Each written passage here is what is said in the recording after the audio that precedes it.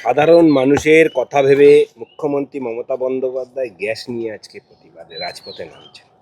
যারা যারা গ্যাস নিয়ে প্রতিবাদ করছে, ইলেকশনে সবার গ্যাস বেরিয়ে যাবে, আমি বলে দিচ্ছি। আর এটা সাময়িক সমস্যা, সারা বিশ্ব তার জন্য ভুগছে। একটু পাশের দেশগুলো খোঁজ করুন না, তেল গ্যাসের কি অবস্থা আছে। দিব্যি তেলে জলে আছেন তাই লাফাচ্ছেন, মোদি আছেন তাই সব করে খাচ্ছেন, নাহলে হাহাকার পড়ে যেত।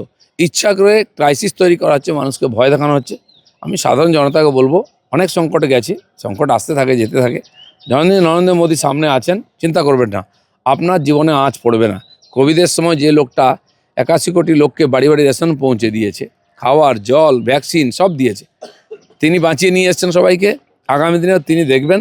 কিন্তু যারা মিথ্যাচার করে, কেবল রাজনীতি করে ইস্যু নিয়ে লোককে ভয় পায়, তাদের কথাই বিশ্বাস করবেন না। দেখা গেল ঠিক সেই রাতেই একেবারে বদল করা হলো মুখ্য সচিব এবং স্বরাষ্ট্র সচিব। দেখুন, আমার তো পুরো সরকারটা বদলাতে চাইছি। একটা ওসি, একটা ডিএমএসপি বা চিফ সেক্রেটারি পাল্টে পশ্চিমবাংলার কোনো পরিবর্তন হবে না। সরকারের পরিবর্তন চাই, সেটা মে মাসে হবে। হিংসামুক্ত ভোট করাতে বদ্ধপরিকর নির্বাচন কমিশনার, এবং যেরকম দেখা যাচ্ছে গত ইলেকশনগুলোতে যে পর্যবেক্ষকরা ঠিক আগে আসে, কিন্তু এখন থেকে দিনক্ষণ ঘোষণা হওয়ার পর থেকে আসতে শুরু করে দিয়েছে পর্যবেক্ষকরা। মানে একটা ধরুন, এই ধরনের কথা বা এই সমস্যাগুলো যেগুলো আমরা ফেস করি এখানে, আপনারাও জানেন, বারবার আমরা নির্বাচন কমিশনকে লিখে জানাই, কিন্তু জাস্ট একটা ফর্মালিটি হিসাবে ওটাকে করে দেওয়া হয়, একটু চেঞ্জ করে দেওয়া হলো। কিন্তু সেই জন্য বাস্তব পরিস্থিতির কোনো পরিবর্তন হয় না। সেই জন্য ফ্রি ফেয়ার ইলেকশন এখানে সম্ভবই হয় না। আর সেটা আমার মনে হয় এবারে হবে না। সেই জন্য এসআইআর থেকেই কাজটা শুরু হয়েছে, ছাঁটাই। আমার মনে হয় সেন্ট্রাল ফোর্সকেও ঠিকঠাক ডিপ্লয় করা হবে, ব্যবহার করা হবে। কলকাতায় সেদিন যে ঘটনা ঘটেছে, আর আমাদের পার্টির গাড়িকে আক্রমণ করা হয়েছে, মারপিট করা হয়েছে, পুলিশ পালিয়ে গেছে। পুলিশকে ইঁট খেতে দেখিনি, কিন্তু আহত হতে দেখেছি আমরা। মন্ত্রীকে কখনো ইঁট খেতে দেখলাম না, কিন্তু চারিদিকে চোট। যে আগে স্টিকার লাগিয়ে এসেছিল, পরে দেখি ব্যান্ডেজ লাগিয়ে সে বাইট দিচ্ছে, এগুলো আমরা দেখেছি। কিন্তু এই ঘটনাটা হয়েছে তখন পুলিশও ছিল না, আর তখন সেন্ট্রাল ফোর্সও ছিল না। কেন এই পরিস্থিতি অনেকক্ষণ ধরে চলেছে, কেন সেন্ট্রাল ফোর্সকে ইউজ করা হয়নি? স্বাভাবিকভাবে আমরা কমপ্লেন করেছি এবং নির্বাচন কমিশন তার জানতেও চেয়েছেন। এই ধরনের ঘটনা লাগাতার হয়, সেন্ট্রাল ফোর্সকে খুঁজে পায় না। এর আগে আমাদের যাত্রার সময় জামুরিয়াতে হয়েছে, বারাবণীতে হয়েছে, সেখানে গাড়ি আটকে দেওয়া হয়েছে, বাজারে ভীষণ মারপিট হয়েছে, গাড়ি ভেঙে দেওয়া হয়েছে, সেন্ট্রাল ফোর্সকে অ্যাক্টিভ হতে দেখিনি। বলছি, সাধারণ মানুষের কথা ভেবে মুখ্যমন্ত্রী মমতা বন্দ্যোপাধ্যায় গ্যাস নিয়ে আজকে প্রতিবাদে রাজপথে নামছেন। যারা যারা গ্যাস নিয়ে প্রতিবাদ করছে, ইলেকশনে সবার গ্যাস বেরিয়ে যাবে, আমি বলে দিচ্ছি। আর এটা সাময়িক সমস্যা, সারা বিশ্ব তার জন্য ভুগছে। একটু পাশের দেশগুলো খোঁজ করুন না, তেল গ্যাসের কি অবস্থা আছে। দিব্যি তেলে জলে আছেন তাই লাফাচ্ছেন, মোদি আছেন তাই সব করে খাচ্ছেন, নাহলে হাহাকার পড়ে যেত। ইচ্ছা করে ক্রাইসিস তৈরি করা হচ্ছে, মানুষকে ভয় দেখানো হচ্ছে। আমি সাধারণ জনতাকে বলবো, অনেক সংকটে গেছি, সংকট আসতে থাকে যেতে থাকে। যতদিন নরেন্দ্র মোদী সামনে আছেন, চিন্তা করবেন না, আপনার জীবনে আঁচ পড়বে না। কোভিডের সময় যে লোকটা 81 কোটি লোককে বাড়ি বাড়ি রেশন পৌঁছে দিয়েছে, খাওয়ার জল ভ্যাকসিন সব দিয়েছে, তিনি বাঁচিয়ে নিয়ে এসছেন সবাইকে। আগামী দিনেও তিনি দেখবেন। কিন্তু যারা মিথ্যাচার করে, কেবল রাজনীতি করে ইস্যু নিয়ে লোককে ভয় পায়, তাদের কথাই বিশ্বাস করবেন না। 60 লক্ষ নাম বিচারাধীন রেখে কেন ভোট, এই প্রশ্ন তুলে নওশাদ বলছেন যে মমতা বন্দ্যোপাধ্যায়কে যে ভোট বয়কট করুন, আমি আপনার পাশে রয়েছি। হ্যাঁ, বয়কট করুন না, আমরাও চাইছি বয়কট করুন। আমরাও চাই একটাও জেনুইন ভোটার যেন বাদ না যায় ভোটদান থেকে। বহু ভোটার বাদ গেছে আমাদের পার্টির, সে বুথ প্রেসিডেন্ট থেকে আরম্ভ করে নেতা, তাদেরও নাম কেটে দেওয়া হয়েছে। তাদের জন্য অ্যাপ্লাই করেছি আমরা, ডিএমরা নিচ্ছে, কিছু করছে না। এটা রাজ্য সরকারের চক্রান্ত যেন হচ্ছে, সেজন্য আমরাও চাই এই 60 লক্ষ ভেরিফিকেশান তো হোক। এছাড়াও বহু লোক বাদ গেছে, তাদেরও ভেরিফিকেশান হয়, তাদেরকে আবার নাম ঢোকানো হোক, সে রাস্তা রাখা হোক।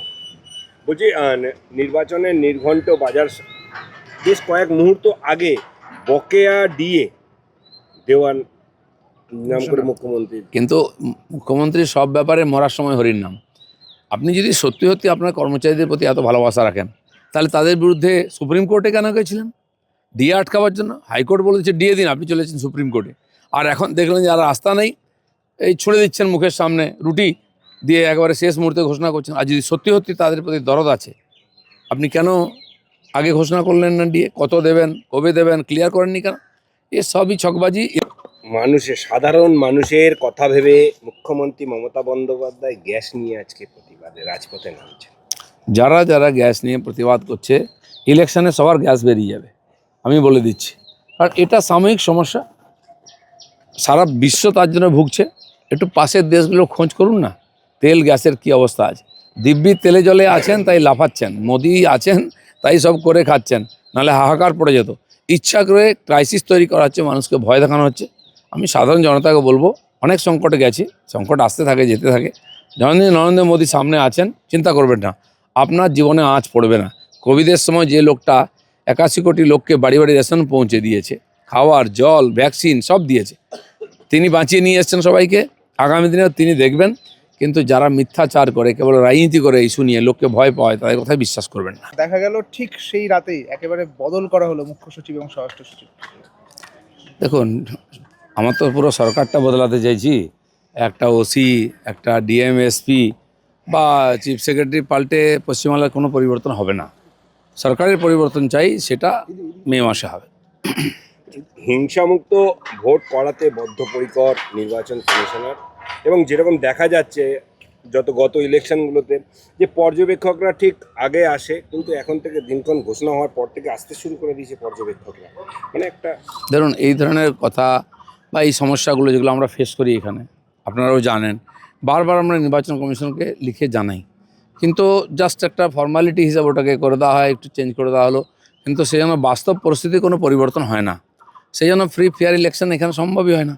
আর সেটা আমার মনে হয় এবারে হবে না। সেই জন্য এসআইআর থেকেই কাজটা শুরু হয়েছে ছাঁটাই। আমার মনে হয় সেন্ট্রাল ফোর্সকেও ঠিকঠাক ডিপ্লয় করা হবে, ব্যবহার করা হবে। কলকাতায় সেদিন যে ঘটনা ঘটেছে, আর আমাদের পার্টির গাড়িকে আক্রমণ করা হয়েছে, মারপিট করা হয়েছে, পুলিশ পালিয়ে গেছে। পুলিশকে ইঁট খেতে দেখিনি, কিন্তু আহত হতে দেখেছি আমরা। মন্ত্রীকে কখনো ইঁট খেতে দেখলাম না, কিন্তু চারিদিকে চোট।